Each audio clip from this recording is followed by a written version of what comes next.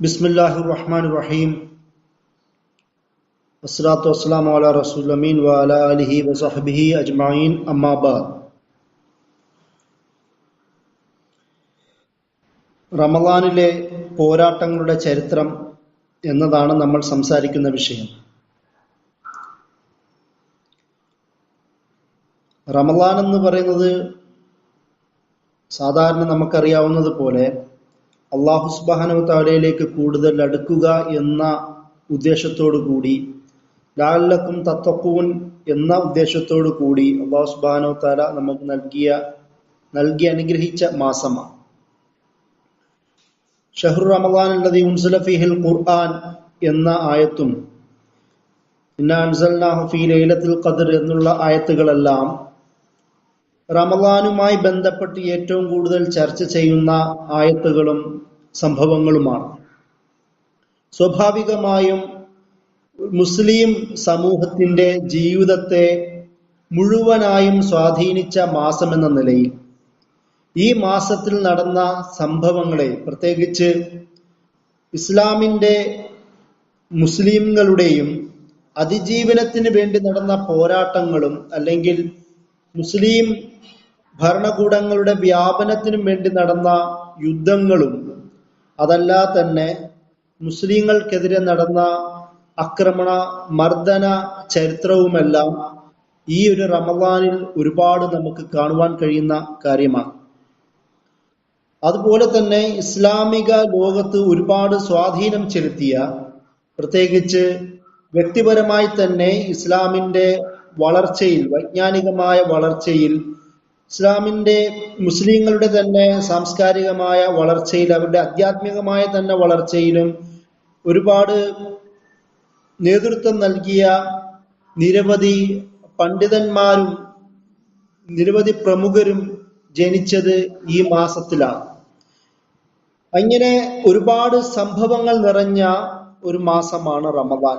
ചരിത്രപരമായി തന്നെ നമുക്കത് രേഖപ്പെടുത്തി വെച്ച് തന്നിട്ടുണ്ട്. അതിലൂടെ നമുക്ക് കടന്നു പോകുമ്പോൾ നമുക്ക് മനസ്സിലാക്കാൻ കഴിയും ഈ വസ്തുതയെല്ലാം. സ്വാഭാവികമായും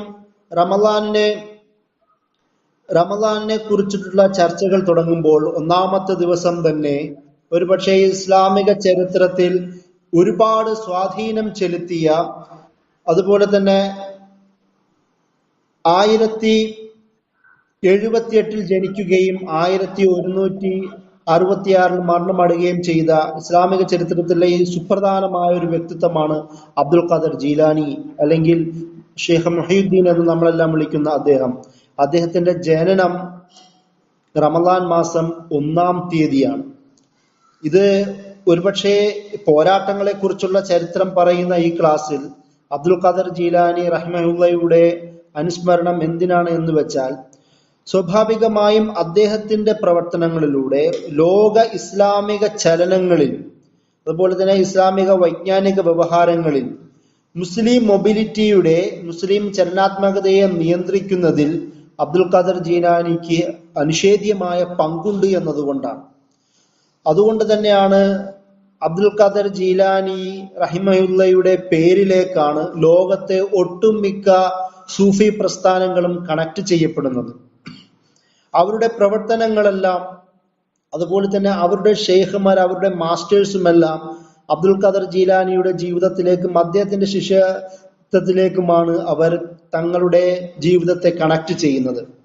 ഇതുകൊണ്ട് തന്നെ ലോകത്ത് നടന്ന ഏകദേശം 11-12 നൂറ്റാണ്ട് മുതൽ പിന്നീട് രൂപപ്പെട്ട ഏകദേശം എല്ലാ മുസ്ലിം സാമൂഹിക പ്രസ്ഥാനങ്ങളെയും അതിന്റെ ഊർജമായി വർദ്ധിച്ചത് ഷെയ്ഖ് അബ്ദുൽ ഖാദർ ജീലാനി, അദ്ദേഹത്തിന്റെ ജീവിതാനുഭവങ്ങളും അദ്ദേഹത്തിന്റെ പഠനങ്ങളുമാണ്. അതുകൊണ്ട് തന്നെയാണ് അദ്ദേഹത്തിന്റെ ഓർമ്മ റമളാൻ 1-ാം തീയതി അദ്ദേഹം ജനിച്ചു എന്നതുകൊണ്ട് തന്നെ ഈ ക്ലാസ് പറഞ്ഞു തുടങ്ങാനുള്ള പ്രധാനപ്പെട്ട കാരണം. അതുപോലെ അതിനുശേഷം നമ്മൾ റമളാൻ 2-ാം തീയതി നോക്കുക. ഒരുപക്ഷെ ഇസ്ലാമിക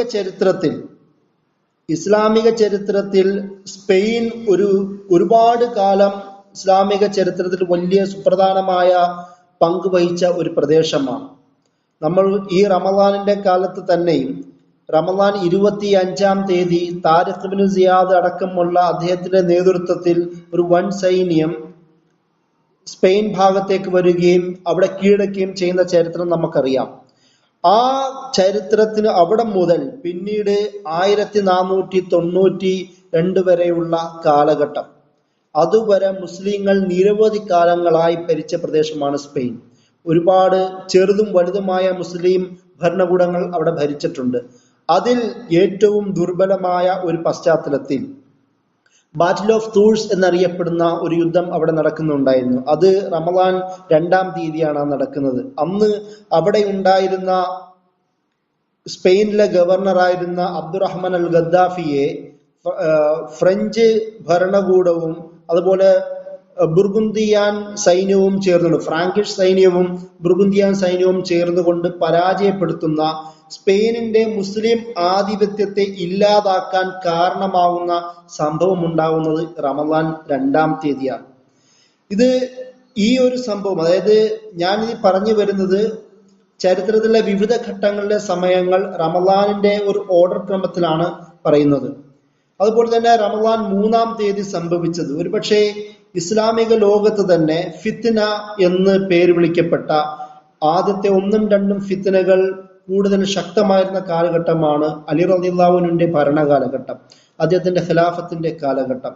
ആ ഒരു പശ്ചാത്തലത്തിലാണ് നമുക്കെല്ലാവർക്കും അറിയാവുന്നതുപോലെ തഹ്കീം വിഷയം ഉണ്ടാവുകയും അലി റളിയല്ലാഹു അൻഹുവും മുആവിയ റളിയല്ലാഹു അൻഹുവിനും ഇടയിലുള്ള ഒരു സന്ധി സംഭാഷണം ഉണ്ടാവുകയും ചെയ്യുന്ന ഒരു സന്ദർഭം നമുക്കറിയാം. ആ സന്ദർഭം റമദാൻ 3-ാം തീയതിയാണ് സംഭവിക്കുന്നത്. ഇത് പോരാട്ടങ്ങളുടെ ചരിത്രത്തിൽ ചേർക്കാൻ കാരണം സ്വാഭാവികമായും ഇരു പക്ഷത്തുമുള്ള സൈന്യം എന്ന് പറയുന്നത് എല്ലാം ഏറെക്കുറെ സഹാബികളാണ്. അവരും നീതിക്ക് വേണ്ടിയിട്ടുള്ള പോരാട്ടത്തിന്റെ ഭാഗമായിട്ടാണ് മുആവിയ റളിയല്ലാഹു അൻഹുവിനോടൊപ്പം സഹാബികൾ, അംർ ബിൻ ആസ് റളിയല്ലാഹു അൻഹു പോലുള്ള സഹാബികൾ കൂടുന്നതും അലി റളിയല്ലാഹു അൻഹുവിന്റെ കൂടെ വേറെയുള്ള സഹാബികൾ കൂടുന്നതും. ഇവർ രണ്ടുപേർക്കും നീതിയുടെ പക്ഷം എന്ന വാദത്തിന്റെ പേരിലാണ് ഈ സിഫീൻ യുദ്ധമടക്കമുള്ള, അതിനു മുമ്പുള്ള ജമൽ യുദ്ധമടക്കമുള്ള യുദ്ധങ്ങൾ ഉണ്ടാവുന്നത്. ആ ഒരു പശ്ചാത്തലത്തിൽ തന്നെ ഇരുപക്ഷത്തുമുള്ള മുസ്ലിം സൈന്യം, സഹാബികളും താബികളും അടക്കമുള്ള മുസ്ലിം സൈന്യം പരസ്പരം വാദിച്ചത് നീതിക്ക് വേണ്ടിയിട്ടുള്ള പോരാട്ടം എന്നുള്ളതാണ്. അവസാനം സന്ധി സംഭാഷണങ്ങളിലേക്ക് എത്തുന്നത് ഈ പറയുന്ന റമദാൻ 3-ാം തീയതിയാണെന്നുള്ളതാണ്. റമദാൻ 4-ാം തീയതി ഇസ്ലാമിന്റെ ചരിത്രത്തിൽ ഇതുപോലെ തന്നെ വളരെ സുപ്രധാനമായ ഒരു ദിവസവും കൂടിയാണ്. നമുക്കറിയാം, ബദർ യുദ്ധം ഉണ്ടാവുന്നതിന് മുമ്പ് തന്നെ നബി സല്ലല്ലാഹു അലൈഹി വസല്ലമ ഒരുപാട് സ്ട്രാറ്റജികൾ രൂപീകരിച്ചതായി നമ്മൾ ചരിത്രത്തിൽ വായിച്ചിട്ടുണ്ട്. ബദറിന്റെ യമൻ കേന്ദ്രീകരിച്ച് മക്കക്കാർ അവരുടെ കച്ചവട കാരവാനുകൾ പോകുന്ന പ്രദേശത്ത് ചുറ്റുപാടുമുള്ള ഏകദേശം എല്ലാ ട്രൈബുകളുമായും ഗോത്രവർഗക്കാരുമായിട്ടും സന്ധ്യ സംഭാഷണങ്ങൾ ഉണ്ടാക്കുകയും അതിനു മുമ്പ് തന്നെ മദീനയുടെ ചുറ്റുപാടുമുള്ള നിവാസികളുമായി അവരുമായി ബന്ധമുണ്ടാക്കി മദീന ചാർട്ടർ, സഹീഫ മദീനിയ ഉണ്ടാക്കുകയും പിന്നീട് ഈ ഗോത്രക്കാരുമായി സന്ധ്യ സംഭാഷണം ഉണ്ടാക്കുകയും മദീന എന്ന് പറയുന്ന ഭാഗത്തെ സമാധാന ജീവിതം, മുസ്ലിങ്ങൾക്ക് സമാധാന ജീവിതം സുരക്ഷിതമായി ഉറപ്പുവരുത്തുകയും ചെയ്യുന്ന ഒരു സാഹചര്യമാണ്. അതിനുശേഷമാണ് ഈ പറയുന്ന ബദർ യുദ്ധ പശ്ചാത്തലം രൂപപ്പെടുന്നത്.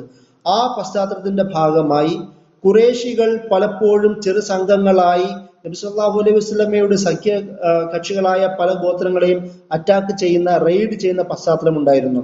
ഇതുകൊണ്ട് തന്നെ നബി സല്ലല്ലാഹു അലൈഹി വസല്ലമ ചെറിയ ചെറിയ സംഘങ്ങളെ ഇവരിലേക്ക് അയക്കുകയും അവരെ വിരട്ടുകയും ചെയ്യുന്ന ഒരു ഭാഗം ഉണ്ടായിരുന്നു. അതായത് ഒരു മദീന എന്ന് പറയുന്ന ഭാഗത്ത് സുരക്ഷിതമായി ജീവിക്കാനുള്ള സാഹചര്യം രൂപപ്പെട്ടിട്ടുണ്ട്. അതുപോലെ തങ്ങൾ മുസ്ലിങ്ങൾക്ക് ഒരു അധികാര ശക്തി കൈവന്നിട്ടുണ്ട്. മക്കക്കാരെ ഭയക്കേണ്ട, മക്കക്കാരുടെ സഖ്യങ്ങളെയും ഭയക്കേണ്ട ആവശ്യകത ഇല്ല എന്ന് ഇവരെ ഓർമ്മപ്പെടുത്തുവാൻ വേണ്ടി ചെറു സംഘങ്ങളെ അയച്ചുകൊണ്ട് ഈ പറയുന്ന കാരവാനിലെ വിരട്ടുന്ന ഒരു രീതി, ഒരു സ്ട്രാറ്റജി നബി സല്ലല്ലാഹു അലൈഹി വസല്ലമ സ്വീകരിച്ചിരുന്നു. അത് റമദാൻ 4-ൽ നബി സല്ലല്ലാഹു അലൈഹി വസല്ലമ ഹംസ റളിയല്ലാഹു അൻഹുവിനെ അയച്ചുകൊണ്ട് ഈ പറയുന്ന ഒരു സംഭവം ഉണ്ടാകുന്നുണ്ട്. ആ ഹംസ റളിയല്ലാഹുവിന്റെ നേതൃത്വത്തിലുള്ള ആ ചെറിയ സംഘം ഈ കാരവാനിനെ വിരട്ടുന്നത് ഒരു പക്ഷേ അറബുകൾക്കിടയിൽ, ഖുറൈശി മക്കക്കാർക്കിടയിൽ നബി സല്ലല്ലാഹു അലൈഹി വസല്ലമയുടെ ശക്തിയെക്കുറിച്ച് ബോധ്യപ്പെടുത്തുവാൻ കാരണമായ ഒരു സംഭവമാണ്. അത് നടന്നത് റമദാനിലെ 4-ാം തീയതിയാണ്. അതുപോലെ തന്നെ മറ്റൊരു സംഭവം, ഏകദേശം ബൈബർ, അതായത് റുക്നുദ്ദീൻ ബൈബർ എന്ന് പറയുന്ന മംലൂക്കി രാജവംശം ഈജിപ്റ്റ് ഭാഗം കേന്ദ്രീകരിച്ച് ഭരിക്കുന്ന സമയത്ത് അവിടെ അവിടെ നിരവധി ക്രുസേഡ് വാറുകൾ ശക്തമായിരുന്ന ഒരു പശ്ചാത്തലവും കൂടിയുണ്ട്. ആ പശ്ചാത്തലത്തിൽ ക്രുസേഡ് ശക്തികളെ, കുരിശ് യുദ്ധക്കാരെ പരാജയപ്പെടുത്തിക്കൊണ്ട് അന്താക്കിയ എന്നറിയപ്പെടുന്ന ഇന്ന് സിറിയൻ ഭാഗം മറ്റു പറഞ്ഞു നടക്കുന്ന അന്താക്കിയ എന്ന് പറയുന്ന ആ പ്രദേശം ബൈബർ, റുക്നുദ്ദീൻ ബൈബേഴ്സ് എന്ന് പറയുന്ന മംലൂക്ക് സുൽത്താൻ തിരിച്ച് പിടിച്ചെടുത്തത് ഈ പറയുന്ന റമളാൻ 4-ാം തീയതിയാണ്. അത് 1170 വർഷങ്ങൾക്ക് ശേഷമാണ് ഈ പറയുന്ന കുരിശ് യുദ്ധക്കാരിൽ നിന്നും സുൽത്താൻ ബൈബർ, റുക്നുദ്ദീൻ ബൈബർ അവർ അധികാരം പിടിച്ചെടുക്കുന്നത്. കാരണം അന്ന് അന്താക്കിയ അല്ലെങ്കിൽ ആന്റിയോക്ക് എന്നറിയപ്പെടുന്ന, അറബിയിൽ അന്താക്കിയ എന്നറിയപ്പെടുന്ന ആ പ്രദേശം മുസ്ലിം പ്രദേശത്തെ സംബന്ധിച്ചിടത്തോളം, മുസ്ലിം ജിയോ പൊളിറ്റിക്കൽ സിറ്റുവേഷനെ സംബന്ധിച്ചിടത്തോളം വളരെ അനിഷേധ്യമായ ഒരു പ്രദേശമാണ്. അതുകൊണ്ട് അത് പിടിച്ചെടുക്കുന്നത് യുദ്ധത്തിന്റെയും ബാക്കിയുള്ള വാണിജ്യ വ്യവഹാരങ്ങൾക്കും അതുപോലെ തന്നെ മുസ്ലിം നഗരപ്രദേശങ്ങൾക്കും എല്ലാം തന്ത്രപ്രധാനമായ ഒരു സ്ഥലമാണ് അന്താക്കിയ അല്ലെങ്കിൽ അന്റിയോക്ക് എന്ന് പറയുന്നത്.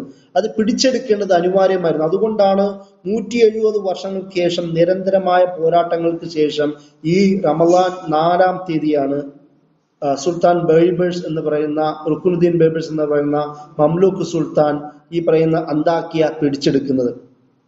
അതുപോലെ തന്നെ ആധുനിക കാലഘട്ടത്തിൽ 19-ാം നൂറ്റാണ്ടിന്റെ അവസാന സമയത്താണ് ഈജിപ്തിൽ വലിയൊരു വിവാദം ഉണ്ടാവുന്നത്. അത് അഹമ്മദ് വറാബി എന്ന് പറയുന്ന ഈജിപ്തിലെ അവിടുത്തെ കമാൻഡർ ആ സമയത്ത് ബ്രിട്ടീഷ് വിരുദ്ധ സമീപനം സ്വീകരിക്കുന്ന ഉറാബി വിപ്ലവം എന്ന് ചരിത്രത്തിലൊക്കെ, ആധുനിക ഈജിപ്ഷ്യൻ ചരിത്രത്തിൽ ഏറ്റവും സുപ്രധാനമായ ഒരു നിമിഷമാണ് ഉറാബി വിപ്ലവം എന്ന് പറയുന്നത്. ഉറാബി എന്ന് പറയുന്ന മിലിറ്ററി കമാൻഡറിന്റെ കീഴിൽ ഒരുപാട് ഈജിപ്ഷ്യൻ അദ്ദേഹത്തിന്റെ കീഴിലുള്ള സൈന്യവും അതുപോലെ തന്നെ സാധാരണ ജനങ്ങളും ബ്രിട്ടീഷ് വിരുദ്ധ സമീപനം സ്വീകരിക്കുകയും അവർക്ക് പോരാട്ടം തയ്യാറെടുക്കുകയും ചെയ്യുന്ന സാഹചര്യത്തിൽ ഈ പറയുന്ന അഹമ്മദ് ഉറാബിയെ അദ്ദേഹത്തിന്റെ സ്ഥാനത്തിൽ നിന്ന് മാറ്റുന്ന സുപ്രധാനമായ ചരിത്ര സംഭവം ഉണ്ടാവുന്നത് ഈ പറയുന്ന റമളാൻ 4-ാം തീയതിയാണ്. കാരണം ആ വിപ്ലവം മുന്നോട്ട് പോയിരുന്നുവെങ്കിൽ ഈജിപ്തിന്റെ ചരിത്രത്തിൽ വലിയ ഒരു മാറ്റത്തിന് കാരണമായിരുന്നു. പക്ഷേ അന്നുണ്ടായിരുന്ന ഈജിപ്ഷ്യൻ ഭരണകർത്താവ് ഖദീബ് എന്ന് പറയുന്ന ഭരണകർത്താവ് അദ്ദേഹത്തെ സ്ഥാനത്തിൽ നിന്ന് മാറ്റുകയാണ്. ഈ പറയുന്ന റമളാൻ 4-ലാണ് സംഭവം ഉണ്ടാകുന്നത്. റമളാൻ 5-ാം തീയതി, റമളാൻ 5 എന്ന് പറയുന്നത് സ്പെയിനിന്റെ ചരിത്രത്തിലെ ഒരുപക്ഷെ നേരത്തെ നമ്മൾ പറഞ്ഞതുപോലെ താരിഖ് ബിൻ സിയാദിന്റെ ചരിത്രത്തിന് ശേഷം പിന്നീട് ഉമയ്യകളുടെ കാലഘട്ടത്തിൽ നിരവധി വാണിജ്യ ബന്ധങ്ങൾ ഉണ്ടായിരുന്നെങ്കിൽ പോലും ഡയറക്റ്റ് ആയിട്ട് നേരിട്ടുള്ള ഒരു മുസ്ലിം അധികാരം അവിടെ ഉണ്ടായിരുന്നില്ല. എന്നാൽ അത് ശക്തമായി സംഭവിക്കുന്നത് അബ്ദുറഹ്മാൻ ദാഖിൽ എന്ന് വിളിക്കപ്പെടുന്ന ഉമയ്യ രാജകുമാരന്റെ അദ്ദേഹത്തിന്റെ സാന്നിധ്യത്തോടു കൂടിയാണ്. അദ്ദേഹം ജനിക്കുന്നത് റമളാൻ 5-ാം തീയതിയാണ്. റമളാനിലെ 5-ാം തീയതിയാണ് അദ്ദേഹം ജനിക്കുന്നത്. ഈ അബ്ദുറഹ്മാൻ ദാഖിലാണ് ഏകദേശം 745 ശേഷം അബ്ബാസി സൈന്യവും ഉമയ്യ സൈന്യവുമായും തമ്മിൽ 746 സേബ് എന്ന് പറയുന്ന ഭാഗത്ത് വെച്ച് യുദ്ധമുണ്ടാവുകയും ആ യുദ്ധത്തിൽ നിന്ന് രക്ഷപ്പെട്ട് ഉമയ്യ രാജകുമാരനായിരുന്ന അബ്ദുറഹ്മാൻ ദാഖിൽ സ്പെയിനിലേക്ക് എത്തുകയും അവിടെ 5 വർഷത്തോളമുള്ള നിരന്തര പ്രവർത്തന ഫലമായി അദ്ദേഹം ആൾക്കാരെ മുഴുവൻ കൂട്ടുകയും ബെർബർ സൈന്യത്തെയും അവിടെയുള്ള ഉമയ്യ രാജഭരണകൂടവുമായി ബന്ധമുണ്ടായിരുന്ന ആൾക്കാരെ ഒരുമിച്ച് കൂട്ടി അങ്ങനെ 756 അവിടെ ഉണ്ടായിരുന്ന ക്രിസ്ത്യൻ ഭരണാധികാരികളെ പരാജയപ്പെടുത്തിക്കൊണ്ട് ആദ്യമായി ഉമയ്യ, സ്പെയിനിലെ ഉമയ്യ വിലായത്ത്, ഉമയ്യ എമിറേറ്റ് ആദ്യം ഇമാറത്തായിരുന്നു. പിന്നീട് 729 അത് ഖിലാഫത്തായി അബ്ദുറഹ്മാൻ 3-ാമൻ പ്രഖ്യാപിക്കുന്നത്. എന്നാൽ ഈ ഉമയ്യ ഇമാറത്ത്, ഉമയ്യ എമിറേറ്റ് എന്ന് പറയുന്നത് സ്ഥാപിക്കുന്നത് അബ്ദുറഹ്മാൻ ദാഖിലാണ്. അദ്ദേഹത്തിന്റെ ജനനം സംഭവിക്കുന്നത് ഈ റമളാൻ 5-ാം തീയതിയാണ്. അതുപോലെ തന്നെയാണ് ഈ റമളാൻ 5-ൽ തന്നെ ആധുനിക ലിബിയയുടെ ചരിത്രത്തിൽ സുപ്രധാനമായ ഒരു നിമിഷമാണ്. നമുക്കെല്ലാവർക്കും നമ്മുടെ മുമ്പിൽ ഒരു വീരേതിഹാസ്യമായി നിൽക്കുന്ന ഷെയ്ഖ് ഉമറുൽ മുഖ്താർ, അദ്ദേഹം ഇറ്റാലിയൻ സൈന്യവുമായി പോരാടുന്ന ഒരു ദിവസവും കൂടി ഈ പറയുന്ന റമളാൻ 5-ാം തീയതിയാണ്. അദ്ദേഹത്തിന്റെ ഈജിപ്തിൽ നിന്നുള്ള അദ്ദേഹത്തിന്റെ തിരിച്ചുവരവ് പ്രതീക്ഷിച്ചുകൊണ്ട് ഇറ്റാലിയൻ സൈന്യം 7ഓളം വരുന്ന ട്രക്കുകളുടെ നേതൃത്വത്തിൽ ഇറ്റാലിയൻ സൈന്യം അക്രമം അഴിച്ചു വിടുകയും എന്നാൽ അപ്രതീക്ഷിതമായി തന്നെ ഉമർ മുഖ്താറും കൂടെയുള്ള പടയാളികളും അദ്ദേഹത്തിന്റെ പോരാളികളും ആ പോരാളികൾ സനൂസി പ്രസ്ഥാനം എന്ന് വിളിക്കപ്പെടുന്ന സൂഫി പ്രസ്ഥാനത്തിന്റെ ഷെയ്ഖാണ് ഷെയ്ഖ് ഉമർ അൽ മുഖ്താർ. അദ്ദേഹം, അതായത് ഷെയ്ഖ് ഇമാം സനൂസി, അദ്ദേഹത്തിന്റെ പിന്നീട് പരമ്പരയിലുള്ള നേതാവാണ് ഷെയ്ഖ് ഉമർ മുഖ്താർ. അദ്ദേഹവും അദ്ദേഹത്തിന്റെ കൂടെയുള്ള ഈ ത്വരീഖത്തിന്റെ തന്നെ അനുയായികളാണ് അദ്ദേഹത്തിന്റെ പടയാളികൾ. ഇവരാണ് ഈ പറയുന്ന വൻ ശക്തിയായ ഇറ്റാലിയൻ സൈന്യത്തെ പരാജയപ്പെടുത്തുകയും അവരിൽ നിന്ന്, അതായത് അവരുടെ തന്ത്രത്തിൽ നിന്ന് ഇവരെ കുടുക്കുവാനുള്ള ശ്രമമായിരുന്നു അവർ നടത്തിയത്. അവരുടെ തന്ത്രത്തിൽ നിന്ന് അവർക്ക് രക്ഷപ്പെടുവാൻ കഴിഞ്ഞത് ആ ഒരു കാലഘട്ടത്തിലാണ് ആ സംഭവം നടന്നത്. ഈ സംഭവം റമദാൻ 5-ാം തീയതിയിലെ ഈ സംഭവം നടന്നത് 1923 ഏപ്രിൽ 23-ാം തീയതിയാണ്. ഇത് ഇറ്റാലിയൻ ഭരണകൂടത്തെ, സാമ്രാജ്യത്തെ, കൊളോണിയൽ ശക്തിയെ സംബന്ധിച്ചിടത്തോളം ഏറ്റവും വലിയ ഒരു മാനക്കേടായിരുന്നു. കാരണം ചെറിയ വരുന്ന സംഘം വലിയ സംഘത്തെ, ടാങ്കർ അടക്കമുള്ള വലിയ സംഘത്തെ കത്തിച്ചു കളയുകയും അവിടുന്ന് രക്ഷപ്പെടുകയാണ് ചെയ്തത്. അത് നടന്നത് റമദാൻ 5-ാം തീയതിയാണ്.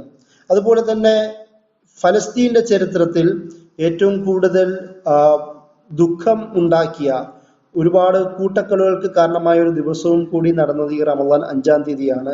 അത് മോശെ ദയാൻ എന്നറിയപ്പെടുന്ന സയോണിസ്റ്റ് ഒരു കമാൻഡർ, അതായത് ഇസ്രായേൽ കമാൻഡർ ആയിരുന്നു മോശെ ദയാൻ. അദ്ദേഹം ലദ്ദ അടക്കമുള്ള, റംല അടക്കമുള്ള സിറ്റിയിൽ സൈന്യമായി കൂടി കയറി വരികയും 1948 ആ ഭാഗത്തുള്ള നല്ലൊരു ശതമാനം ഫലസ്തീനികളെ മുഴുവൻ കൂട്ടക്കൊല ചെയ്ത സംഭവവും നടന്നത് ഒരു റമദാൻ 5-ാം തീയതിയാണ്. അതും വളരെ ഇന്നും ഫലസ്തീനികൾ ഓർത്തുവെക്കുന്ന, ഏകദേശം 1948 അവർ ഇസ്രായേൽ സ്ഥാപനത്തിന് ശേഷം ഉണ്ടായിരുന്ന അവരുടെ ഉന്മൂലന പദ്ധതിയുടെ ഭാഗമായി നടന്ന ഒരു മസാക്കർ, ഒരു കൂട്ടക്കൊല കൂടിയായിരുന്നു ഈ സംഭവം. അതുകൊണ്ട് ഇന്നും നഖബ എന്ന് വിളിക്കപ്പെടുന്ന, ഫലസ്തീനികളുടെ ദുരന്ത ദിനം എന്ന് വിളിക്കപ്പെടുന്ന ആ സംഭവത്തോടു കൂടി ഈ സംഭവത്തെയും അവർ കൂട്ടിച്ചേർത്ത് വായിക്കുവാനുണ്ട്. അതുപോലെ തന്നെയാണ് റമദാൻ 6-ാം തീയതി ഇസ്ലാമിന്റെ ചരിത്രത്തിൽ, ഇന്ത്യയുടെ ഇസ്ലാമിക ചരിത്രത്തിൽ ഒരു സൈനിക സാന്നിധ്യം ഉണ്ടാവുന്നത്, മുസ്ലിം സൈനിക സാന്നിധ്യം ഉണ്ടാവുന്നത് റമദാൻ 6-ാം തീയതിയാണ്. അത് മുഹമ്മദ് ബിൻ ഖാസിമിന്റെ നേതൃത്വത്തിൽ ഇന്ത്യയിലേക്ക് വരുന്ന സന്ദർഭമാണത്. സാധാരണ ഇസ്ലാമിക ചരിത്രത്തിൽ പൊതുവെ പറയുന്നത്, പ്രത്യേകിച്ച് നോർത്ത് ഇന്ത്യൻ ഇസ്ലാമിക ചരിത്രത്തിൽ ഒരു സൈനിക സാന്നിധ്യത്തിലൂടെയാണ് ഇസ്ലാമിന്റെ വ്യാപനം എന്ന് പറയുന്നത്. അതിനാദ്യമായി എടുത്ത് പറയുന്നത് മുഹമ്മദ് ബിൻ ഖാസിമിന്റെയാണ്. അദ്ദേഹം തന്നെ ഒരു അധിനിവേശ ത്വരയോടുകൂടിയാണ് ഇന്ത്യയിൽ വന്നത് എന്നാണ് അതിനെ ചിത്രീകരിക്കുന്നത്. എന്നാൽ മുഹമ്മദ് ബിൻ ഖാസിം ഇന്ത്യയിൽ വരാനുള്ള പ്രധാനപ്പെട്ട കാരണം ഒരു ഡിഫെൻസീവ് ആക്ടിവിസം ആയിരുന്നു എന്നുള്ളതാണ്. ഇവിടെ ഉണ്ടായിരുന്ന സിലോൺ, ഇന്നത്തെ ശ്രീലങ്കയിൽ നിന്നും ഭാഗത്തു നിന്ന് തിരിച്ചു പോയിക്കൊണ്ടിരുന്ന അറേബ്യൻ നിവാസികളെ സിന്ധ് കേന്ദ്രീകരിച്ച കുറച്ച് കടൽ കൊള്ളക്കാർ പിടിച്ചു വെക്കുകയും അവരെ കുറെ അടിമകളാക്കുകയും അവരുടെ വസ്തുക്കൾ മുഴുവൻ കീഴടക്കുകയും ചെയ്യുന്ന സാഹചര്യത്തിൽ അന്നത്തെ ബസ്രയിലെ ഗവർണറായിരുന്ന ഹജ്ജാജ് ഇബ്നു യൂസഫ് ആദ്യം ഒരു സൈന്യത്തെ അയക്കുകയും ആ സൈന്യം പരാജയപ്പെടുകയും പിന്നീട് അദ്ദേഹത്തിന് തന്നെ അനന്തരവനായിരുന്ന മുഹമ്മദ് ബിൻ ഖാസിമിനെ രണ്ടാമത് അയക്കുകയും അദ്ദേഹമാണ് ഈ ആൾക്കാരെ മോചിപ്പിക്കുകയും സിന്ധ് കീഴടക്കുകയും പിന്നീട് ഈ പറയുന്ന ഭാഗം മുഴുവൻ ഉമയ്യ ഖിലാഫത്തിന്റെ ഭാഗമാക്കി മാറ്റുകയും ചെയ്യുന്ന ഒരു ചരിത്രമാണ്. ഈ മുഹമ്മദ് ബിൻ ഖാസിം ഇവിടെ വരികയും ഏകദേശം 2 വർഷത്തോളമാണ് അദ്ദേഹം ഭരിക്കുന്നത്. അദ്ദേഹം ഇവിടെ വരികയും സിന്ധ് കേന്ദ്രീകരിച്ച് മൻസൂറ എന്ന് പറയുന്ന സിറ്റിയൊക്കെ സ്ഥാപിക്കുന്ന ചരിത്രമൊക്കെ ഉണ്ട്. അദ്ദേഹത്തിന്റെ ഇവിടുത്തെ 2 വർഷക്കാലത്തെ ഭരണം തന്നെ വളരെ സമാധാനപരവും വളരെ പ്ലൂറലിസ്റ്റിക് ഭരണമായിരുന്നു എന്ന് പറയുന്ന ചരിത്രം നമുക്ക് ഇന്ത്യൻ ചരിത്രത്തിൽ തന്നെ വായിക്കാൻ കഴിയുന്ന കാര്യമാണ്. അദ്ദേഹത്തിന്റെ ഭരണഘട്ടത്തിൽ പൂജാരികൾക്ക് ശമ്പളം കൊടുക്കുക, അതുപോലെ തന്നെ അദ്ദേഹത്തിന്റെ മന്ത്രിമാരായി ഇന്ത്യയിലെ വിവിധ നിയന്ത്രിക്കുക, അങ്ങനെ അവരുടെ ടാക്സ് കളക്ട് ചെയ്യുന്നതോടുകൂടി തന്നെ ഈ ഹിന്ദു നേതൃത്വങ്ങൾക്കും ഇദ്ദേഹത്തിന്റെ കീഴിലുള്ള ഭരണത്തിൽ പങ്കുവഹിച്ച വിവിധ ഹിന്ദു നേതാക്കന്മാർക്കുമെല്ലാം അതുപോലെ തന്നെ എല്ലാവർക്കും ഒരു നിശ്ചിത ശമ്പളമൊക്കെ നിയമിക്കുന്ന ഒരു സംഭവം ഇദ്ദേഹത്തിന്റെ കാലത്തിൽ സംഭവിക്കുന്നുണ്ട്. 2 വർഷത്തിന് ശേഷം അദ്ദേഹം തിരിച്ചു വിളിക്കുന്നതോടുകൂടി അദ്ദേഹത്തിന്റെ ഭരണം ഇവിടുന്ന് അവസാനിക്കുകയാണ്. അദ്ദേഹത്തിന്റെ വരവ്, ഇന്ത്യയിലേക്കുള്ള സൈന്യമായിട്ടുള്ള വരവ് സംഭവിക്കുന്നത് ഈ റമദാൻ 5-ാം തീയതിയാണ് 6-ാം തീയതിയാണ് എന്നുള്ളതാണ് അതിന്റെ പ്രത്യേകത. അതുപോലെ തന്നെ റമദാൻ 8-ാം തീയതി ഇസ്ലാമിക ചരിത്രത്തിൽ തന്നെ സെൽജൂക്ക് രാജവംശം എന്ന് പറയുന്ന വലിയൊരു രാജവംശത്തിന്റെ രൂപീകരണത്തിന് കാരണക്കാരനായിരുന്ന മലിക് അൽപർസലാൻ എന്ന് വിളിക്കപ്പെടുന്ന അദ്ദേഹത്തിന്റെ ജന്മദിനം സംഭവിക്കുന്നത് 8-ാം തീയതിയാണ്. അൽപർസലാനും അദ്ദേഹത്തിന്റെ മകൻ മലിക് ഷാ, അദ്ദേഹത്തിന്റെ മക്കൾ സഞ്ചാർ, ബേറാഫ് അടക്കമുള്ള വിവിധ കുടുംബ പരമ്പര ഏകദേശം 1 നൂറ്റാണ്ടിലധികം പല ഭാഗങ്ങളിലായി ഈ ഹിജാസ്, ഇറാൻ, സെൻട്രൽ ഏഷ്യ, തുർക്കി ഭാഗങ്ങളിൽ ഭരിക്കുന്നതായിട്ട് നമുക്ക് ചരിത്രത്തിൽ കാണുവാൻ കഴിയും. ഇവരെ കുറിച്ചുള്ള സീരിയലുകൾ ഇപ്പോൾ ചരിത്രത്തിൽ വരുന്നുണ്ട്. ഈ ഒരു ചരിത്രത്തിൽ കൂടി തന്നെ അൽപർസലാന്റെയും മലിക് ഷായുടെയും ജീവിതാനുഭവങ്ങൾ നമുക്ക് നേരിട്ട് അറിയാൻ പറ്റും. അദ്ദേഹത്തിന്റെ, അതായത് സെൽജൂക്ക് രാജവംശത്തിന് ശക്തമായ ഒരു അടിത്തറ രൂപീകരിക്കുന്ന മലിക് അൽപർസലാന്റെ ഈ മലിക് അൽപർസലാം തന്നെയാണ് മസ്ദക്കിർദ് എന്ന് പറയുന്ന ഭാഗത്ത് ഇസ്ലാമിന്റെ ശത്രുക്കളെ, മംഗോളടക്കമുള്ള, അതുപോലെ തന്നെ സെൽജൂക്ക്, അതുപോലെ ക്രുസേഡുകളെയും ആൾക്കാരെയും മുഴുവൻ തകർക്കുന്ന അവരുടെ ഭരണാധിപത്യത്തെ, ഈ പറയുന്ന മുസ്ലിം പ്രദേശത്തിൽ നിന്ന് സെൽജൂക്കുകളുടെയും മംഗോളുകളുടെയും ഭരണാധിപത്യത്തെ തകർക്കാൻ കാരണക്കാരായിരുന്ന അൽപർസലാണ്. അദ്ദേഹത്തിന്റെ ജന്മദിനവും സംഭവിക്കുന്നത് ഈ 8-ാം തീയതിയാണ്. റമദാൻ 10-ാം തീയതി ഇസ്ലാമിക ചരിത്രത്തിൽ തന്നെ കുരിശ് യുദ്ധത്തിനെതിരെ ശക്തമായ ഒരു നിലപാടെടുത്ത സുൽത്താൻ സലാഹുദ്ദീൻ അയ്യൂബി അത് തുടങ്ങുന്നത് റമദാൻ 8-ാം തീയതിയാണ്. ഈ ഒരു കാലഘട്ടത്തിൽ സ്വാഭാവികമായും നമുക്കറിയാം, ഏകദേശം 9-ാം നൂറ്റാണ്ട് മുതൽ നിലവിൽ വരെയും ആധുനിക പണ്ഡിതന്മാരുടെ അഭിപ്രായ പ്രകാരം 20-ാം നൂറ്റാണ്ട് വരെയും കുരിശ് യുദ്ധങ്ങൾ നീണ്ടു നിൽക്കുന്നു എന്നാണ് പറയുന്നത്. കാരണം ജെറൂസലേം കീഴടക്കിയതിനു ശേഷം ടോയൻബി സുൽത്താൻ സലാഹുദ്ദീൻ അയ്യൂബിയുടെ മക്ബറയിൽ ചവിട്ടിക്കൊണ്ട് പറയുന്നുണ്ട്, ഇനി ആരാണ് ഫലസ്തീനെ ഞങ്ങളിൽ നിന്ന് പിടിച്ചെടുക്കാൻ പറ്റും? ചരിത്രത്തിൽ അദ്ദേഹം തന്നെ ചോദിക്കുന്നുണ്ട്. അപ്പം വീണ്ടും അപ്രതീക്ഷിതമായിട്ടാണെങ്കിൽ പോലും ക്രുസേഡ് വാർ ശക്തമായിരുന്ന ഒരു കാലഘട്ടമാണ്. നമുക്കറിയാം, ഇറാഖ് വാറിന്റെ പശ്ചാത്തലത്തിൽ, ഇറാഖ് ഇൻവേഷന്റെ പശ്ചാത്തലത്തിൽ ബുഷിന്റെ വായിൽ നിന്ന് ആദ്യം രൂപപ്പെടുന്നത് കുരിശുദ്ധം എന്ന് പറയുന്ന പദപ്രയോഗമാണല്ലോ. ഈ ഒരു പശ്ചാത്തലം ഇന്ന് നിറഞ്ഞിരിക്കുന്ന പശ്ചാത്തലത്തിൽ ഹിത്തീൻ വാർ എന്നറിയപ്പെടുന്ന സുൽത്താൻ സലാഹുദ്ദീൻ അയ്യൂബിയുടെ നേതൃത്വത്തിൽ കുരിശ് യുദ്ധക്കാരെ പരാജയപ്പെടുത്തിയ സംഭവം തുടങ്ങുന്നത് ഈ റമദാൻ 10-ാം തീയതിയാണ്. അതുപോലെ തന്നെയാണ് ഈ ഒരു പശ്ചാത്തലത്തിൽ ആധുനിക ഇസ്രായേലി അല്ലെങ്കിൽ അറബ് ഇസ്രായേൽ കോൺഫ്ലിക്റ്റിന്റെ പശ്ചാത്തലത്തിൽ ഏറ്റവും കൂടുതൽ ശ്രദ്ധേയമായ ഒരു യുദ്ധമാണ് റമദാൻ വാർ എന്ന് വിളിക്കപ്പെടുന്ന ഒരു റമദാൻ 10-ാം തീയതി ഉണ്ടായ 1973 സംഭവിച്ച ആ യുദ്ധം. ഈ മുസ്ലിങ്ങൾ, അതായത് അറബ് സൈന്യം റമദാൻ വാർ എന്നാണ് അതിനെ വിളിക്കുന്നത്. ഇസ്രായേൽ അതിനെ യോം കിപ്പൂർ വാർ എന്നാണ് വിളിക്കുന്നത്. യോം കിപ്പൂർ എന്ന് പറയുന്നത് റമദാനെ പോലെ തന്നെ വളരെ സവിശേഷമായ ഇസ്രായേലികളുടെ ഒരു ദിനമാണ്. അതുകൊണ്ട് അവരെ യോം കിപ്പൂർ വാർ എന്നാണ് വിളിക്കുന്നത്. ഈ ഒരു യുദ്ധത്തിൽ ഈജിപ്തിനെ സംബന്ധിച്ചിടത്തോളം സൈനികപരമായി ഈജിപ്റ്റ് ഏറെക്കുറെ പരാജയം അനുഭവിച്ചെങ്കിൽ പോലും രാഷ്ട്രീയപരമായ, അന്താരാഷ്ട്രപരമായ കാര്യങ്ങളിൽ ഈജിപ്തിന് വലിയ മാറ്റം ഉണ്ടായിരുന്നത്. കുറെ കാലം ഇസ്രായേൽ സൂയസ് കനാലും സിനായി ഭാഗം മുഴുവനും ഇസ്രായേൽ പിടിച്ചെടുത്ത് വെച്ചിരിക്കുകയായിരുന്നു. 1973 ഈ പറയുന്ന റമദാൻ 10-ാം തീയതി തുടങ്ങിയ ഈ യുദ്ധത്തിൽ ഈ പറയുന്ന സിനായി തിരിച്ചു പിടിക്കുവാനും അവസാനം ഈ യുദ്ധത്തിന് ശേഷം ഉണ്ടായിരുന്ന കരാറിന്റെ ഭാഗമായി സൂയസ് കനാലിന്റെ അധികാരം ഈജിപ്തിന് തിരിച്ചു കിട്ടുവാനും കാരണമായി. അതുകൊണ്ട് തന്നെ ഇതിനെ ഒരു മതപരമായ മാനവും കൂടി അറബ് സൈന്യം, പ്രത്യേകിച്ച് ഈജിപ്ഷ്യൻ സൈന്യം മുന്നിൽ വെക്കുന്നുണ്ട്.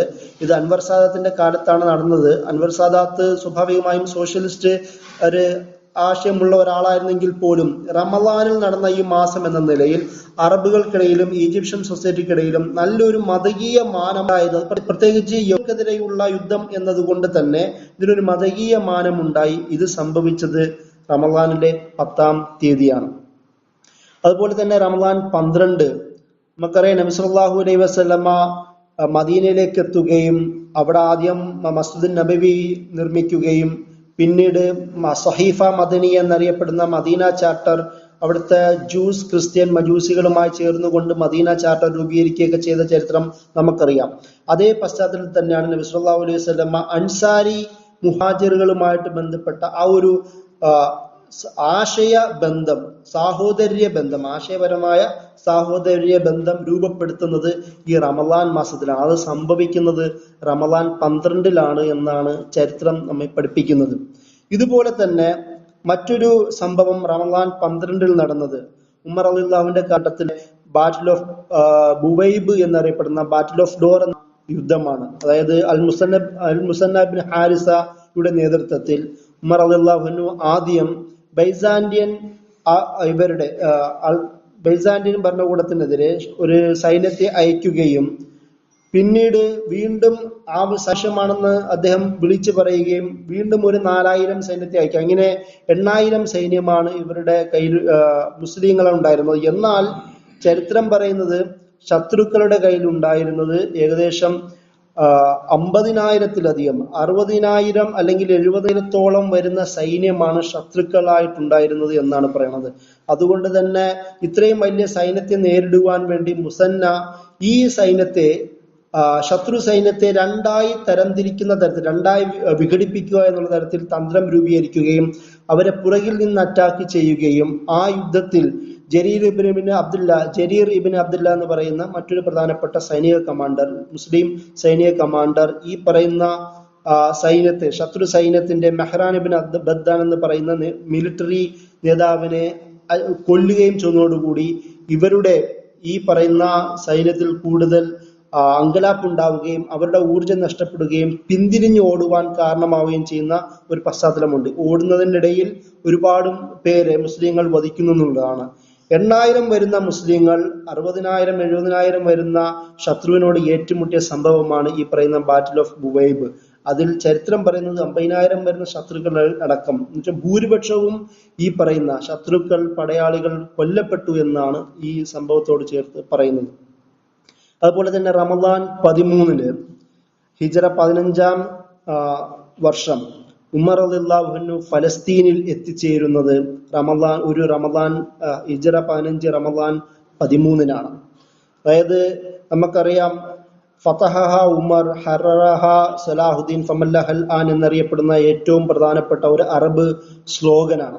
ഉമർ റളിയല്ലാഹു അൻഹു മോചിപ്പിച്ചു, സലാഹുദ്ദീൻ അയ്യൂബി അതിനെ വീണ്ടും തിരിച്ചു പിടിച്ചു, ഇപ്പോൾ ആര് എന്നുള്ളൊരു ചോദ്യമുണ്ട്. ആ സംഭവം തുടങ്ങുന്നത് ഉമർ റളിയല്ലാഹു അൻഹു ഫലസ്തീൻ പിടിച്ചെടുക്കുന്നത്. അദ്ദേഹം പിടിച്ചെടുക്കുന്നതിന്റെ അപ്പുറം നേരിട്ട് ചെല്ലുക, അവിടെയുള്ള ഭരണാധികാരി ഉമർ റളിയല്ലാഹുവിന് കീഴ്വണങ്ങുകയാണ് ചെയ്യുന്നത്. ഉമർ റളിയല്ലാഹു എത്തിച്ചേരുന്നത് ഈ പറയുന്ന ഹിജറ 15-ാം തീയതി 15-ാം വർഷം റമദാൻ 13-നാണ്. ഉമർ റളിയല്ലാഹു അവിടെ എത്തുകയും മസ്ജിദുൽ അഖ്സയിൽ നബി സല്ലല്ലാഹു അലൈഹി വസല്ലമ ഇസ്രാ മിറാജ് പോയി എന്ന് വിശ്വസിക്കുന്ന ആ ഭാഗത്ത് അവിടെ വെച്ച് വൃത്തിയാക്കി അവിടെ നമസ്കരിക്കുകയും പിന്നീട് അവർ ബാക്കിയുള്ള ക്രിസ്ത്യൻ പുരോഹിതന്മാരുമായും ഭരണകർത്താക്കളുമായും മീറ്റ് ചെയ്യുന്നൊക്കെ സ്ഥലം ആ സമയത്താണ് സംഭവിക്കുന്നത്. ഇതൊക്കെയും ഈ ഒരു ഹിജറ 15 റമദാൻ 13-നാണ് സംഭവിക്കുന്നത്. അതുപോലെ തന്നെ റമദാൻ 15-ന് ഇസ്ലാമിക ചരിത്രത്തിൽ ഐൻ ജാലൂത്ത് എന്ന് വിളിക്കപ്പെടുന്ന അതുവരെ ഏകദേശം 1250 മുതൽ ഏകദേശം 1300-320 വരെയുള്ള ശക്തമായ കാലഘട്ടങ്ങളിൽ മുസ്ലിം ലോകത്തെ തന്നെ നശിപ്പിച്ചു കളഞ്ഞ മംഗോൾ പടയാളികളെ, അവരുടെ തേരോട്ടത്തെ നിർത്തിയത് യഥാർത്ഥത്തിൽ ഈ പറയുന്ന ഐൻ ജാലൂത്ത് സംഭവത്തിലാണ്. അതും നടന്നത് റമദാൻ 15-ാം തീയതിയാണ്. അത് മംലൂക്ക് സുൽത്താനായിരുന്ന സൈഫുദ്ദീൻ ഖുത്സിന്റെ നേതൃത്വത്തിലാണ് അത് നടന്നത്. അത് സ്വാഭാവികമായും ഈ യുദ്ധത്തോടു കൂടി ഒരു വൻ ശക്തി എന്ന നിലയിൽ മംഗോളുകളുടെ ഊർജം നഷ്ടപ്പെടുകയും അവർ വിവിധ ഭാഗങ്ങളിലായി ഛിന്ന ഭിന്നമാവുകയാണ് ചെയ്തത്. പിന്നീട് ഈ പറയുന്ന ഛിന്ന ഭിന്നമായി പോയ മംഗോളുകൾ അവർ സ്വാഭാവികമായും ഇസ്ലാം മതം സ്വീകരിക്കുകയും അത് തന്നെ പിന്നീട് അമീർ തൈമൂരിനെ പോലുള്ള വലിയ സാമ്രാജ്യമായി മാറുകയും ചെയ്യുന്ന ചരിത്രം നമുക്കറിയാം. അതിനൊക്കെ കാരണം ഐനു ജാലൂത്ത് എന്ന് വിളിക്കപ്പെടുന്ന ഈ ഹിജറ 658 നടന്ന റമദാനിൽ 15-ാം ദിവസം നടന്ന യുദ്ധമാണ്. അതുപോലെ തന്നെ എല്ലാവർക്കും അറിയാവുന്നതുപോലെ റമദാൻ എന്ന് കേൾക്കുമ്പോൾ സ്വാഭാവികമായും നമ്മളെല്ലാം ഓർക്കുന്നത് ബദർ യുദ്ധത്തെ കുറിച്ചിട്ടാണ്. റമദാൻ 17 നടന്ന ബദർ യുദ്ധം. ആ ബദർ യുദ്ധത്തെ കുറിച്ച് കൂടുതൽ നമുക്ക് പറയേണ്ടതില്ല. ഖുർആൻ തന്നെ യോമുൽ ഫുർഖാൻ, വിവേചനാധികാരം, ആരാണ് മുസ്ലിം, ആരാണ് ഇസ്ലാമിന് കടപ്പെട്ടത്, ആരാണ് നബി സല്ലല്ലാഹു അലൈഹി വസല്ലമയെ അംഗീകരിച്ചത്, മാനസികമായും ശാരീരികമായും നബി സല്ലല്ലാഹു അലൈഹി വസല്ലമയുടെ ആധിപത്യത്തെ, ഈ പ്രവാചകത്വത്തെ അംഗീകരിച്ചത് എന്ന് നിർണയിക്കുന്ന ദിവസം എന്ന നിലയിൽ പരിശുദ്ധ ഖുർആൻ യൗമുൽ ഫുർഖാൻ എന്ന് വിളിച്ച ബദർ യുദ്ധം നടന്നതും ഇതേ മാസം റമളാൻ 17-ാം തീയതിയാണ്. അതുപോലെ തന്നെയാണ് ഈ റമളാനിലെ ഏകദേശം റമളാൻ 10 മുതൽ റമളാൻ 20 വരെ നീണ്ടു നിൽക്കുന്ന ഒരു നീണ്ട ദിവസത്തിന്റെ ചരിത്രമാണ് ഫതഹു മക്ക എന്ന് വിളിക്കപ്പെടുന്ന നബി സല്ലല്ലാഹു അലൈഹി വസല്ലമയുടെ മദീനയിലേക്കുള്ള തിരിച്ചുവരവിന്റെ ചരിത്രം. ഏകദേശം ചരിത്രകാരന്മാർ പറയുന്നത് 10 മുതൽ 20 വരെയുള്ള ആ യാത്രയുടെ ചരിത്രമാണ് പറയുന്നത്. അതുകൊണ്ടാണ് ഇത്രയും ദിവസം നീട്ടി പറയുന്നത്. എന്നാൽ പോലും ഈ പറയുന്ന റമളാൻ 18, 19, 20 ദിവസങ്ങളാണ് നബി സല്ലല്ലാഹു അലൈഹി വസല്ലമ മക്കയിലെത്തുകയും അവിടുന്ന് ആ ഭാഗത്ത് മുഴുവൻ എല്ലാം അവിടുത്തെ രക്തരൂക്ഷിതം അല്ലാത്ത തരത്തിലൊരു യുദ്ധം ഒരു വിജയം ഉണ്ടാവുകയും മക്ക നബി സല്ലല്ലാഹു അലൈഹി വസല്ലമയ്ക്ക് കീഴടങ്ങുകയും ചെയ്യുന്ന ചരിത്രം സംഭവിക്കുന്നതും ഈ ഒരു പശ്ചാത്തലത്തിലാണ്. ഇതിൻ്റെ ഇടയിൽ ചില സംഭവങ്ങൾ ഉണ്ടാവുന്നുണ്ട്. അലി റളിയല്ലാഹു അൻഹു, നമുക്കറിയാം നേരത്തെ പറഞ്ഞതുപോലെ അലി റളിയല്ലാഹു അൻഹും മുആവിയ റളിയല്ലാഹു അൻഹും തമ്മിലുള്ള പ്രശ്നങ്ങൾ ഉണ്ടാവുകയും ആ പ്രശ്നത്തിനിടയിൽ ഖവാരിജ് എന്ന് പറയുന്ന മറ്റൊരു തീവ്രവാദ വിഭാഗം രൂപപ്പെടുകയും ആ തീവ്രവാദികൾ ഈ പറയുന്ന ഇസ്ലാമിന് വിരുദ്ധമായിട്ടാണ് അലി റളിയല്ലാഹു അൻഹും മുആവിയ റളിയല്ലാഹു അൻഹും അവരുടെ രണ്ട് സഖ്യങ്ങളും പോകുന്നത് എന്ന് വിധി കൽപ്പിക്കുകയും അവരെ വധിക്കുവാൻ തീരുമാനിക്കുകയും ചെയ്യുന്നത് ആ ഒരു പശ്ചാത്തലത്തിലാണ്. അങ്ങനെ അലി റളിയല്ലാഹു അൻഹുവിനെ റമളാൻ 19-ാം തീയതി മുൽജിം എന്ന് പറയുന്ന ഒരു ഖവാരിജ് വാൾ വെച്ച് കുത്തുകയും വെട്ടുകയും 21-ാം തീയതി അലി റളിയല്ലാഹു അൻഹു ഷഹീദാവുകയും ചെയ്യുന്ന ഒരു ചരിത്രം നടക്കുന്നത് ഇതേ റമളാനിന്റെ പശ്ചാത്തലത്തിൽ തന്നെയാണ്. റമളാൻ 25-ാം തീയതി ഖാലിദ് ബിൻ വലീദ് റളിയല്ലാഹു അൻഹു മക്കം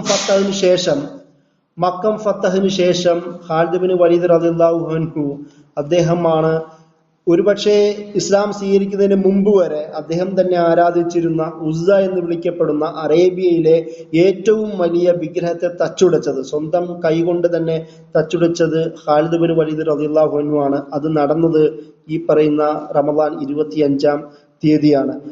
അതേ പശ്ചാത്തലത്തിൽ തന്നെ അബൂ സുഫിയാൻ അതുപോലെ തന്നെ അൽ മുഗീറ റളിയല്ലാഹു അൻഹുമ ഇവർ രണ്ടുപേരും ലാത്ത എന്ന് പറയുന്ന വിഗ്രഹത്തെ തകർത്തതും, അതായത് അവരുടെ വീട്ടിൽ തന്നെ വെച്ചിരുന്ന വിഗ്രഹങ്ങളായിരുന്നു അതിന്റെ വലിയ വിഗ്രഹങ്ങളാ, അതിനെ ചെന്ന് തകർത്തതും ഈ പശ്ചാത്തലത്തിലാണ്.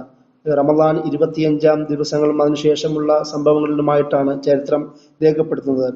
റമളാൻ 28-നാണ് നമ്മൾ നേരത്തെ പറഞ്ഞതുപോലെ താരിഖ് ബിൻ സിയാദ് അദ്ദേഹം സ്പെയിൻ ഭാഗത്തേക്ക് സൈന്യമായി എത്തുകയും അവിടെ ബാറ്റിൽ ഓഫ് ഗുദേലിച്ച് എന്നറിയപ്പെടുന്ന യുദ്ധമുണ്ടാവുകയും അവിടുത്തെ രാജാവായിരുന്ന, അതായത് ഫ്രാങ്കിഷ് രാജാവായിരുന്ന, സ്പെയിൻ ഭരിച്ചിരുന്ന ഫ്രാങ്കിഷ് രാജാവായിരുന്ന റോഡറിക് രാജാവിനെ പരാജയപ്പെടുത്തിക്കൊണ്ട് ആ ഭാഗം മുഴുവൻ അമവികളുടെ അധികാര കീഴിലേക്ക് കൊണ്ടുവരികയും ചെയ്യുന്ന പശ്ചാത്തലം ഉണ്ടാവുന്നത് ഈ റമളാൻ 27, 28 ദിവസങ്ങളിലാണ്.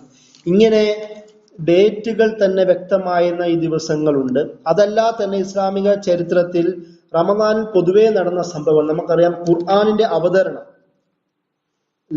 ഇന്നാ അൻസൽനാഹു ഫീ ലൈലത്തുൽ ഖദ്ർ എന്ന് പറയുന്നത് പോലെ ഷഹ്റു റമളാൻ അല്ലദീ ഉൻസില ഫീൽ ഖുർആൻ എന്ന് പറയുന്ന ലോകത്തിന് തന്നെ ഈ വിഷയം നമുക്ക് സംസാരിക്കാൻ തന്നെ കാരണമാകുന്ന ഖുർആനിന്റെ അവതരണം സംഭവിക്കുന്നത് ഈ റമളാൻ മാസത്തിലാണ്. അതുപോലെ തന്നെ ആദ്യത്തെ നബി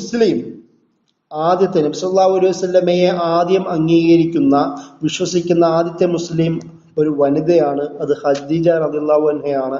അതും സംഭവിക്കുന്നത് ആദ്യത്തെ മുസ്ലിം ഒരു വനിതയാവുന്നതും അങ്ങനെ നബി സല്ലല്ലാഹു അലൈഹി വസല്ലമയെ അംഗീകരിച്ച് മുസ്ലിമത്തായി മാറുകയും ചെയ്യുന്നത് റമളാൻ മാസത്തിലാണ്. അത് ഖദീജ റളിയല്ലാഹു അൻഹയുടെ ചരിത്രമാണ്. ലൈലത്തുൽ ഖദ്ർ എന്ന് വിളിക്കപ്പെടുന്ന എല്ലാവരും ഖുർആൻ അവതരിക്കുന്ന ആ ദിവസം നബി സല്ലല്ലാഹു അലൈഹി വസല്ലമ തന്ത്രപൂർവ്വം പറയാത്തതാവാം. അവസാനത്തെ 20-ലെ ഏതെങ്കിലും പ്രതീക്ഷിക്കണമെന്ന് പറയുന്ന ആ ദിവസവും സംഭവിച്ചത് ഈ പറയുന്ന റമളാൻ മാസത്തിലാണ്. അതുപോലെ ഫലസ്തീന്റെ ചരിത്രത്തിൽ നമുക്കെല്ലാവർക്കും അറിയാം ഇൻതിഫാദ എന്ന് നമ്മൾ വിളിക്കുന്ന സംഭവം ഏകദേശം 1987 മുതൽ 93 നിന്ന ആദ്യത്തെ ഇൻതിഫാദ അത് നടക്കുന്നത്, അതിന്റെ പശ്ചാത്തലം രൂപപ്പെടുന്നത് റമളാൻ മാസത്തിലാണ്. അതുപോലെ വേറെയും ചില നിരവധി യുദ്ധങ്ങൾ നമുക്ക് ഇസ്ലാമിക ചരിത്രത്തിൽ തന്നെ കാണാൻ കഴിയും. തബൂക്ക് യുദ്ധം, ബൈസാൻകാർക്കെതിരെ നബി സല്ലല്ലാഹു അലൈഹി വസല്ലമയുടെ നേതൃത്വത്തിൽ പോയ തബൂക്ക് യുദ്ധം, അവിടെ യുദ്ധം ഉണ്ടായില്ലെങ്കിൽ പോലും 20ഓളം ദിവസം നബി സല്ലല്ലാഹു അലൈഹി വസല്ലമ തബൂക്ക് ഭാഗത്ത് കേന്ദ്രീകരിക്കുകയും നബി സല്ലല്ലാഹു അലൈഹി വസല്ലമയുടെ സാന്നിധ്യം ഭയന്ന് അവർ വരാതിരിക്കുകയും ചെയ്യുന്ന പശ്ചാത്തലം വന്നുണ്ട്. എന്നാൽ പോലും ഖുർആൻ തന്നെ പരാമർശിച്ച യുദ്ധമാണ് തബൂക്ക് യുദ്ധം. അതും നടന്നത് ഈ പറയുന്ന റമദാൻ മാസത്തിലാണ്. ഇങ്ങനെ നിരവധി യുദ്ധങ്ങളുടെ ഉമർ റളിയല്ലാഹുവിന്റെ കാലത്ത് ഖാദിസിയ യുദ്ധം ഉണ്ടാകുന്നത്, അതായത് നേരത്തെ പറഞ്ഞതുപോലെ ബുവൈബ് യുദ്ധം പോലെ തന്നെ ഉമർ റളിയല്ലാഹുവിന്റെ കാലത്ത് നടന്ന പേർഷ്യക്കാരുടെ അവസാനത്തെ സാമ്രാജ്യത്വ അധികാരിയെയും കൂടി ഇല്ലാതാക്കി കളയുന്ന ഈ ഇറാൻ എന്ന് പറയുന്ന മുഴുവൻ പ്രദേശം, ഇറാൻ ഇറാഖ് പറയുന്ന ശേഷം ഇസ്ലാമിക ഖിലാഫത്തിന്റെ കീഴിലേക്ക് കൊണ്ടുവന്ന ആ യുദ്ധം ഖാദിസിയ യുദ്ധമാണ്. സഅദ് ബിൻ അബി വഖാസിന്റെ റളിയല്ലാഹുവിന്റെ നേതൃത്വത്തിൽ നടന്ന യുദ്ധമാണ്. ആ യുദ്ധത്തിന്റെ പശ്ചാത്തലവും റമാസത്തിലാണ്. ഇങ്ങനെ നിരവധി യുദ്ധങ്ങൾ, നിരവധി വ്യക്തികളുടെ സാന്നിധ്യം, അതുപോലെ തന്നെ നിരവധി സംഭവങ്ങൾ നടന്നത് റമദാൻ മാസത്തിലാണ്.